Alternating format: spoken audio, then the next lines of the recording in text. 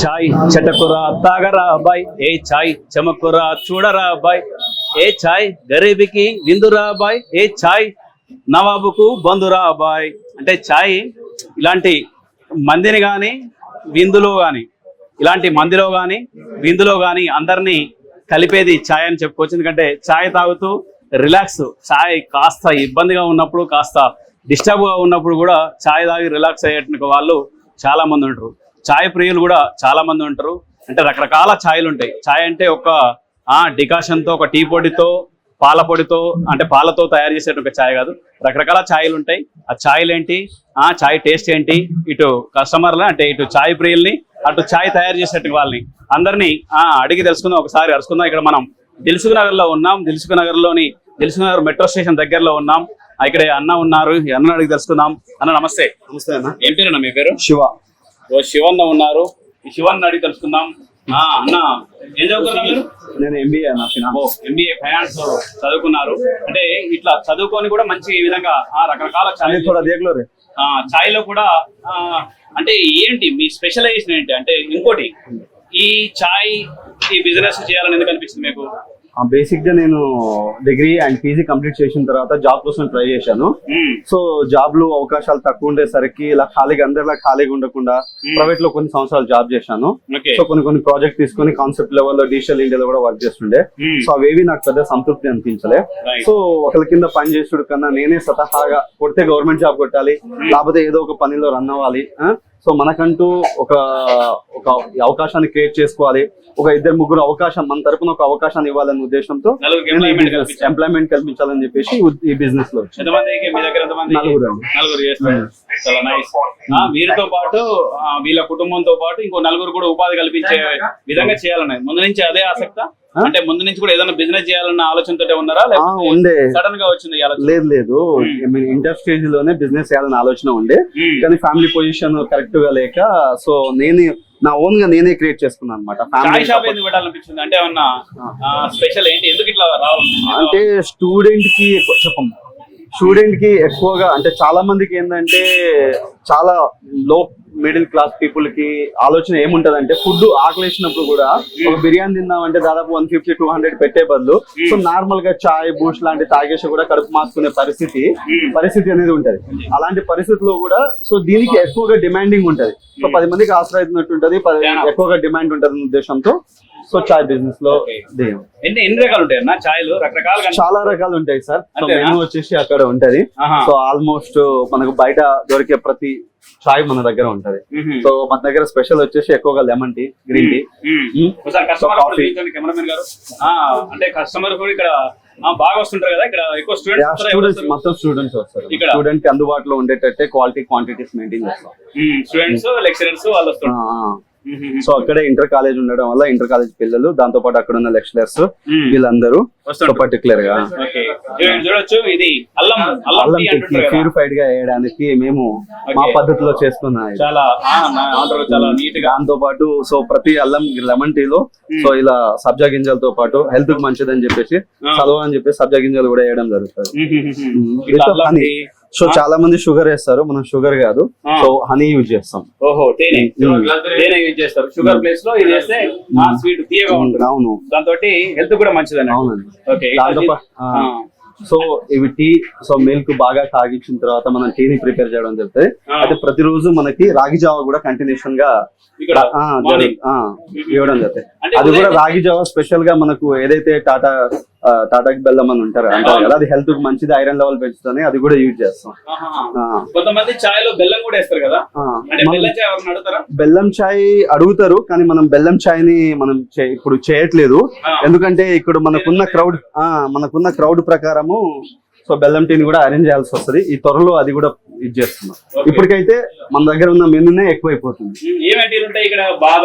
So చెప్పాలంటే normal tea, dum tea, so rose milk and chocolate milk, దాంతో పాటు so మీరు చూస్తే ఉంటారు మసాలా టీ, దాంతో పాటు రాగి మాల్ట్, సో పిస్తా, ఇలా సోంటి టీ, బాదం టీ, సో ఇలా చాలా రకాల డిఫరెన్స్. దాంతో పాటు మొజిటోలు, so lassi and milk shakes, juices ఇవన్నీ తయారు చేస్తాం. అంటే జనరల్ గా చాయ్ టేస్ట్ కావాలంటే ఏది ఫాలో కావాలంటే బాగా మరగబెట్టాలా, లేకపోతే సెలెక్షన్ లోనే ఉంటుందా, లేకపోతే ఏంటి ఎందులో ఉంటుంది, లాజిక్ ఎందులో ఉంటుంది, చాయ్ లాజిక్ ఎందులో ఉంటుంది? ఒక్కొక్కరిది ఒక్కొక్క స్టైల్లో ఉంటది. సో ఒక్కొక్క ఇప్పుడు బయట చూస్తాం టీ టైమ్, టీ హౌస్ లాంటి వాళ్ళు కొంతమంది సింపుల్ గా చెప్పాలంటే చాయ్ టేస్ట్ అనేది చాపత్తాన్ని బేస్ చేసుకొని ఉంటది. టీ పొడి ఏదైతే యూజ్ చేస్తామో దాన్ని బేస్ చేసుకుంది. మేము సో బ్రాండెడ్ కంపెనీ టీ పొడిసే 3 Roses అట్లాంటి మన బయట కాస్ట్లీ టీ పొడిస్ అనేది యూజ్ చేస్తాం. సో బయట నార్మల్ గా అస్సాం అవి యూజ్ చేస్తాయంటే సో బాగుంటది, కానీ అది జనరల్ గా ఎంతవరకు ప్యూరిఫైడ్ ఎంతో మనకు తెలియదు. సో మన దగ్గర వచ్చే చాలా మంది స్టూడెంట్స్ వాళ్ళకి ఎఫెక్ట్ చేయాలంటే మనకు బాగోదు కాబట్టి వాళ్ళకి అందుబాటులో తగ్గట్టు ఇంట్లో రుచి రావాలి. ఇక్కడ చాయ్ తాగే పర్సన్ కి ఇంటి రుచి రావాలి.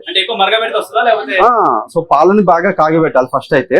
సో పాలలో ఉన్న బ్యాక్టీరియా మొత్తం చనిపోయేదాకా ఇచ్చేసుకొని మనము దాని తర్వాత టీని కూడా టీ డికాషన్ ని కాగబెట్టిన తర్వాత ఈ రెండు మిక్స్ చేస్తాం. మిక్స్ చేసిన తర్వాత వాటిని చాలా సేపు కాగబెట్టి దాంట్లో మనం ఇంకా మన దగ్గర స్పెషల్ ఏంటంటే సో దీంట్లో మిరియాల్ విత్ ఇలాచి విత్ బూష్ ఇవి మిక్స్ చేసేసి అట్లా కాగెట్టినప్పుడే ఇవి మిక్స్ చేసేస్తాం. ఇంకోటి అంటే కొన్ని హెల్త్ సర్వేలో కూడా చాయ్ తాగితే కొంత హార్ట్ స్ట్రోకులు కూడా రావు అనేది అక్కడ చదువుతుంటాం మనం. సర్వేలు కూడా వచ్చినాయి. అంటే గ్రీన్ టీ కావచ్చు, దాంతో బ్లాక్ టీ కావచ్చు, ఇవి చాలా ముఖ్యం అంటుంటారు. అట్లా అది కూడా నిజమే కదా? అంటే దాన్ని చదువుకున్నారు ఎంబీఏ పర్పస్ లో కూడా. అది నిజమే కాదము. కాకపోతే విషయం ఏంటంటే అదే సర్వే చేసిన వాళ్ళు కూడా టీ తాగితే బెనిఫిట్ ఉంటాయని కూడా చెప్పారు. అది కూడా నిజమే కదా. మంచిది, అదే టీ తాగితే మంచిదనే. టీ తాగితే మంచిది అంటారు, కాఫీ తాగితే కానీ తగిన మంచిది, హార్ట్ కూడా మంచిది అంటుంటారు. తగిన మోతాదులో తాగితే మంచిది అనమాట. అదే పనిగా సో ఉదయం సాయంత్రం నుంచి 20-30 సార్లు తాగితే మనం అన్నట్టు లేదు. స్టూడెంట్స్ కాబట్టి అందరు ప్రిపేర్ అవుతున్నారు కాబట్టి ఒక రోజుకి 2-3 times అయితే వస్తారు. ఒక్కొక్క మెంబర్స్ వచ్చేసి 2-3 times వస్తారు అలా.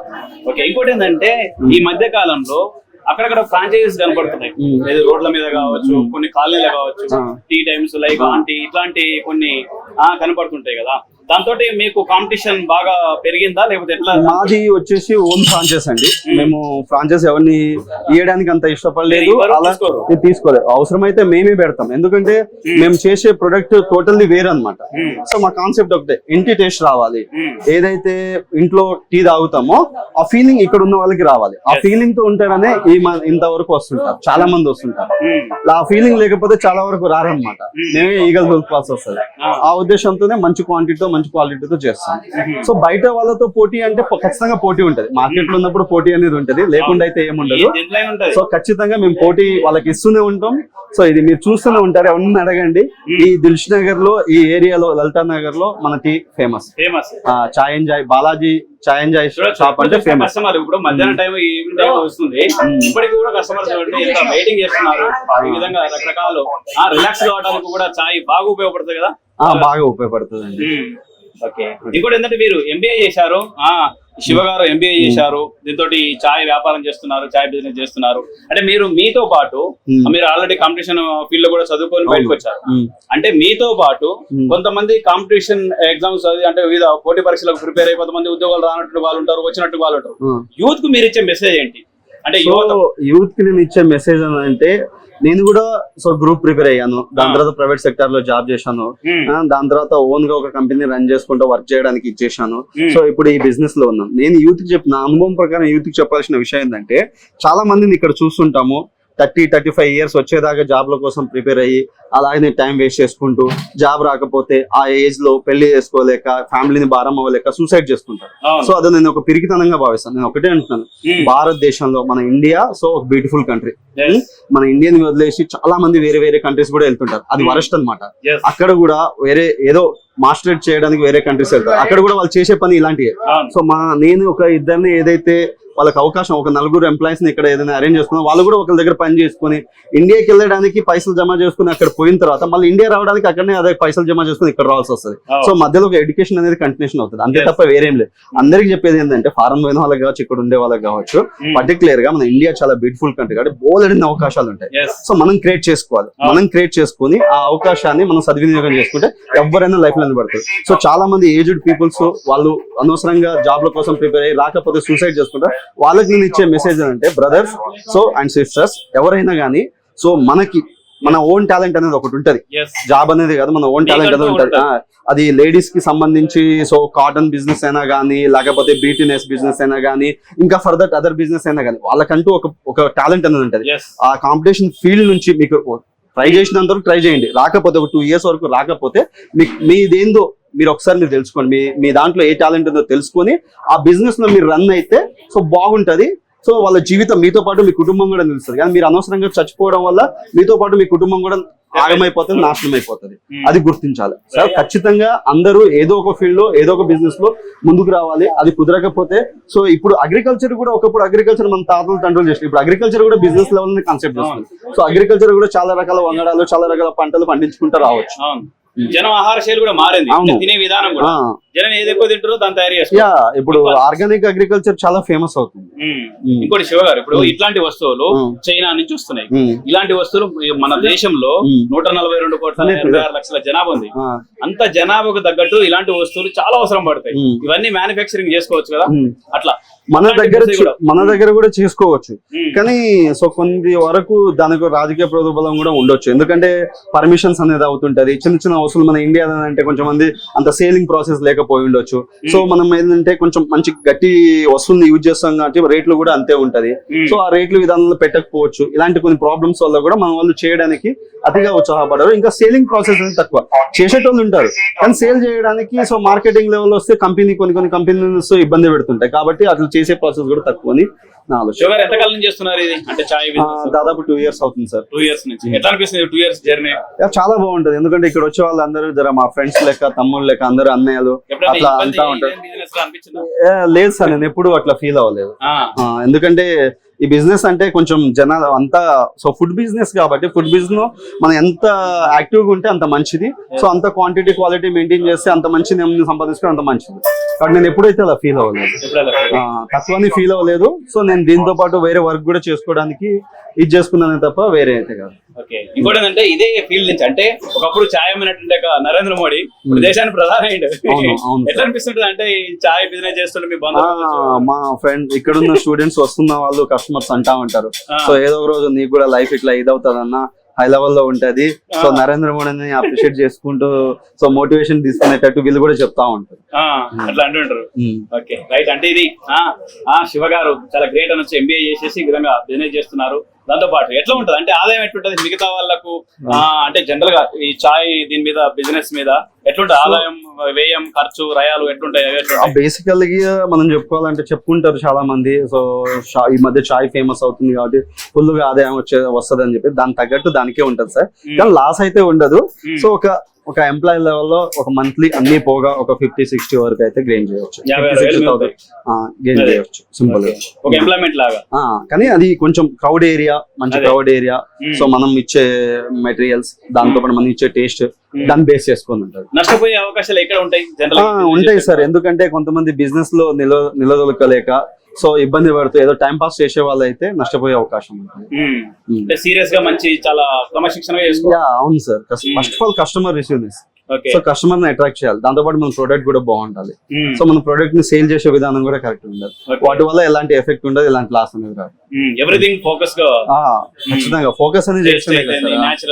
సో ఎడ్యుకేషన్ లో ఉన్నప్పుడు చదువు బాగా చదివితేనే, మనకు ఫోకస్ గా చదివితేనే మనకు చదువు వస్తాయి.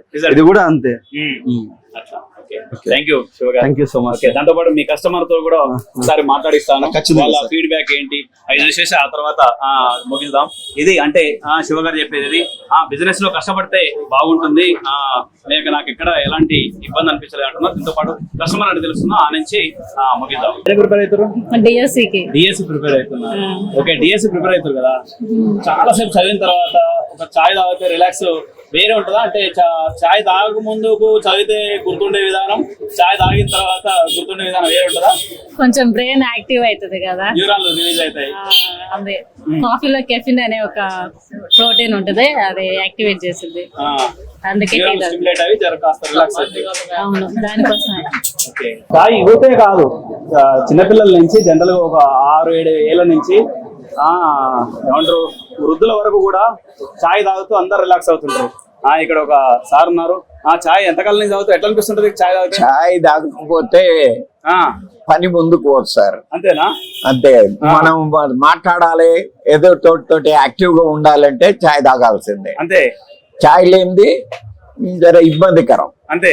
అంటే పొద్దున్న నుంచి సాయంత్రం వరకు ఒక 4-5 చాయ్లు ఖచ్చితంగా పడాల్సిందే. 4-5 పడాల్సిందేనా? పడాల్సిందే. అది లేకపోతే మాత్రం జర చల్లబడతాం. సో యాక్టివేట్ అవుతుంది. వర్షం పడుతుంటే అలా వర్షంతో సంబంధం లేదు. ఎండ ఉన్నా కానీ చాయ్ అంతే. చాయ్ మించింది వేరేది లేదు. సీజన్ అంటూ ఏం లేదు. సీజన్ లేదు, చాయ్ లేదు. చలికాలం ఇంకో 2 చాయ్లు ఎక్కువ పడతాయి. మందు తాగడం చాలా రిలాక్స్ కదా. మందు తాగే వాళ్ళు వాళ్ళ లోకం వేరు, ఆ లోకం వేరు. ఆ లోకం తోటి కంపారిజన్ లేదు. కంపారిజన్ పోటీ లేదు. అదేంటిది, మందు తాగేది ఆ పెక్కుబడ్డంత సేపు కొద్దిసేపు ఉంటది, అయిపోతుంది. మాట తాట ఏం లేదు. కానీ ఇది రిలాక్స్, మనసు చల్లబడుతుంది, మైండ్ చల్లబడుతుంది, పని చేయడానికి హుషారు. తిన్నంత పని ఉంటది. తినండి వేరు, తిన్నంటే మబ్బు వస్తుంది. తింటే ఇది అయితే తాగితే యాక్టివేట్ అవుతుంది. చూసిరా ఎంత అనుభవంతో చెప్తున్నారు.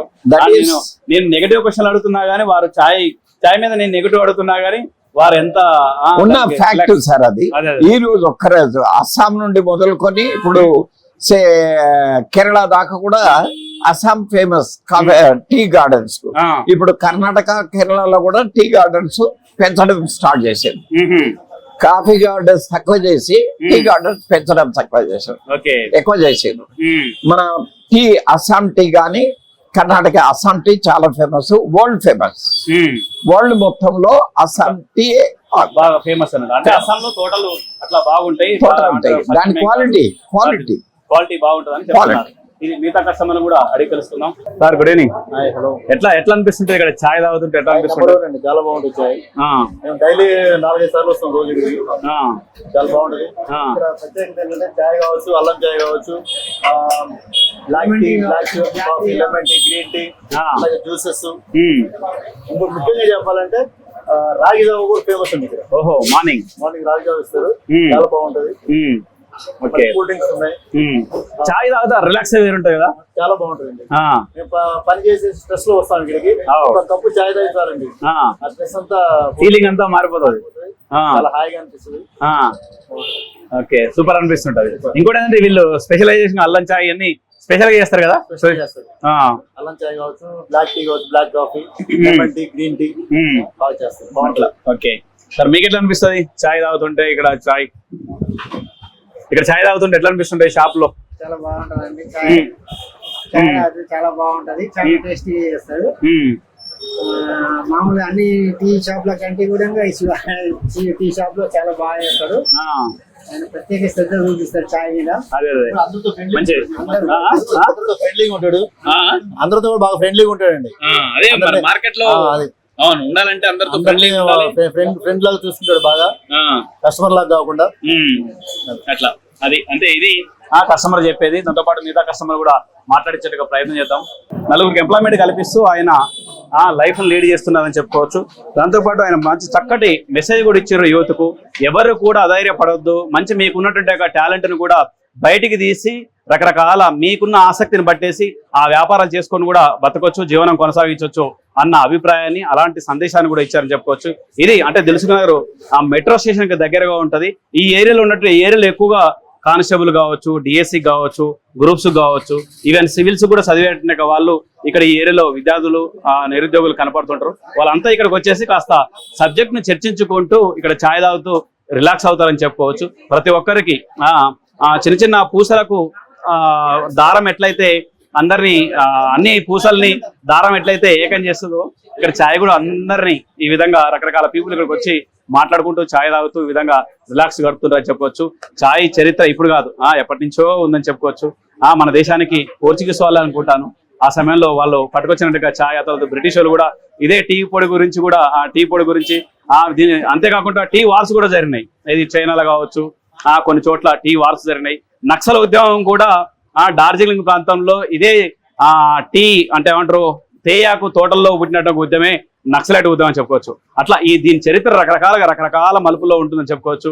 పర్యావరణం కూడా ఈ చాయ్, టీ, తేయాకు తోటలు కూడా బాగా ఉపయోగపడతాయని చెప్పొచ్చు. ఇది ఛాయ్కి సంబంధించిన బతుకుబాట కార్యక్రమం కావచ్చు.